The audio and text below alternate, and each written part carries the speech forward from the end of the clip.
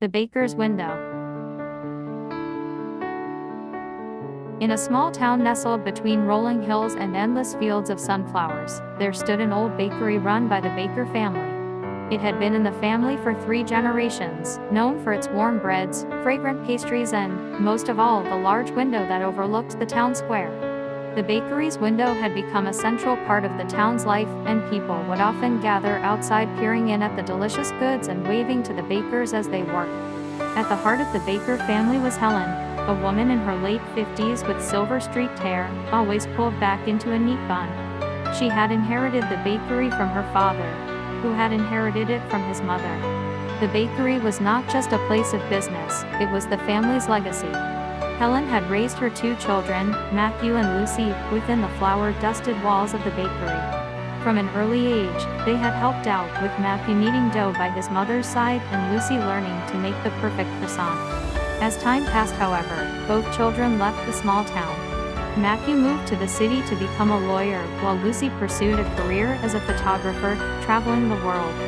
Though proud of them, Helen couldn't help but feel a deep loneliness in their absence. The bakery, once full of laughter and chatter, had become quiet, save for the occasional hum of customers coming in and out. One chilly autumn afternoon, as Helen stood behind the counter, watching a group of children press their noses against the bakery's window, the bell over the door jingled. She turned, and saw Matthew standing there, suitcase in hand. His face, usually serious and composed, softened as he took in the sight of his childhood home. "I missed the smell of fresh bread," he said with a sheepish grin. Helen rushed over to him, enveloping him in a tight embrace. "I missed you more than the bread," she replied, her voice thick with emotion. It wasn't long before Lucy arrived as well, her entrance just as quiet but her eyes sparkling with excitement. "I've brought something for the bakery," she announced, pulling out a camera. "I want to capture what this place means to us."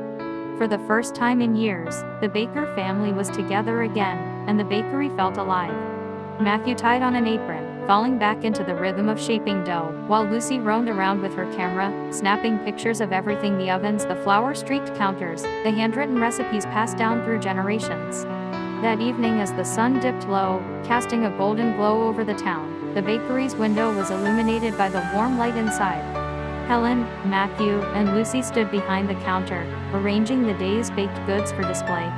As they worked, people gathered outside the window, drawn by the glow and the sense of something special happening inside. Among the crowd was Mrs. Thompson, the elderly woman who had been buying bread from the bakers since Helen's grandmother ran the shop. She smiled as she saw Matthew and Lucy back in the bakery. "It's just like old times," she said to no one in particular. Helen glanced over at her children and felt her heart swell with pride. It had been years since they had worked together, but it felt as though no time had passed at all. The bakery, like the family, had endured through the years, and now it was full again, not just with the aroma of fresh bread, but with laughter, love, and memories. As the evening wore on and the last customer left, the 3 bakers sat at the small wooden table in the back of the shop, sipping tea and nibbling on leftover pastries. Matthew spoke about his busy life in the city, but there was a weariness in his voice that Helen noticed. Lucy, too, shared stories of her travels, but Helen sensed a longing in her daughter's eyes. Helen hesitated for a moment, then spoke. "You know," she said softly, "the bakery has always been here, waiting. It's a part of us, and no matter where you go, it will always be home." Matthew and Lucy exchanged glances, and for a moment there was silence. Finally, Lucy smiled and said, "I think it's time I came home for a while." Matthew nodded in agreement. "Maybe I could help out more too. The city isn't going anywhere." Helen's heart swelled with joy, and for the first time in years, she felt at peace. The bakery's window, illuminated by the soft glow of the shop's lights, had always been a symbol of home for the town, and now, it was a symbol of the Baker family's reunion. That night, as Helen locked up the bakery, she paused at the window, looking out at the empty square. The bakery had seen many things over the years, but nothing more important than the love of her family, now restored.